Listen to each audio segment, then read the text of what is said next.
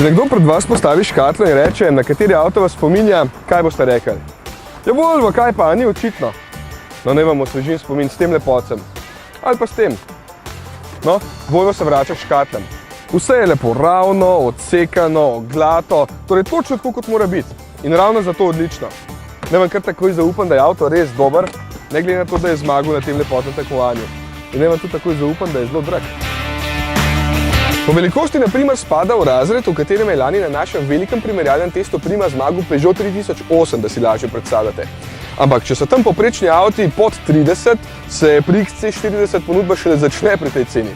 Tale ob meni pa je preko 60 zelo bogata oprema.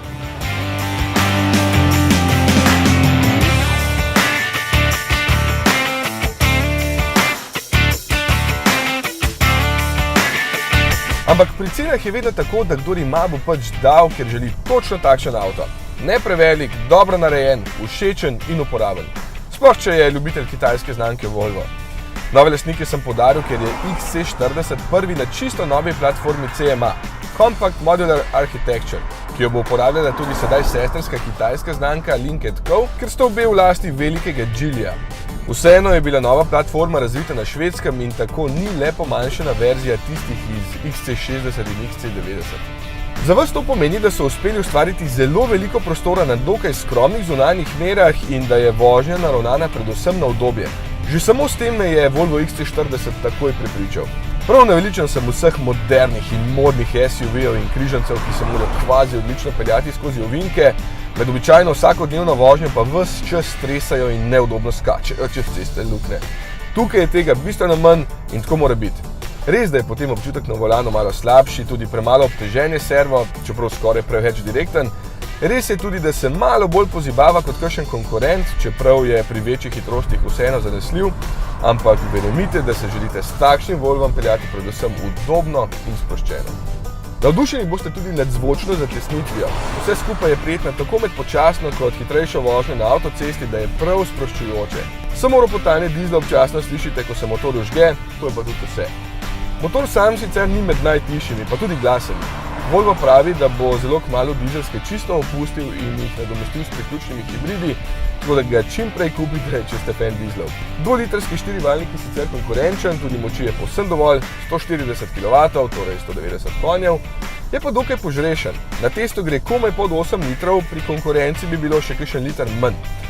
Na vožnjo po slabših podlagah je pripravljen z odmikom od tal, ki ga je za terenskih 21 cm in štirikolesnim pogonom seveda, ki lahko sam zaklene prenos na 50-50 med osema, če je to potrebno. Med običajno vožnjo pa elektronsko nadzorovana sklopka ves navor pošilja naprej. Borg-Warnerjev pogon, ki smo ga včasih poznali kot Haldex, je hitro odziven in se zelo lepo obnese na navadni cesti, kjer bo XC40 itak večino časa.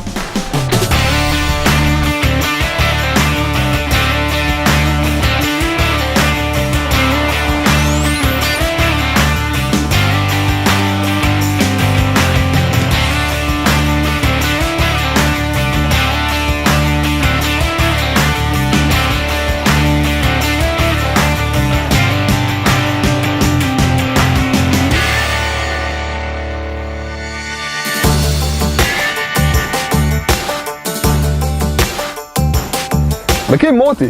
Seveda, tale del bi lahko imel kakšen fizični gumb več, čeprav je zaslon odziven, ampak nerad med vožnjo odmikam pogled s ceste. Prtljažnik bi bil lahko še večji, čeprav je odlično opremljen s pregrado in še čim. Zadnja klop ima zelo kratek sedalni del, zato je samo za otroke, se pa spredaj sedi odlično in tale sedež ima zelo izdatno nastavljiv sedalni del, da dobro sedijo tudi visoki.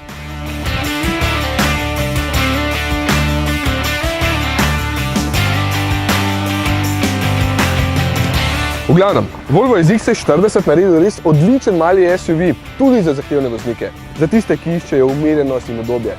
Tale avto jim je res dobro uspel.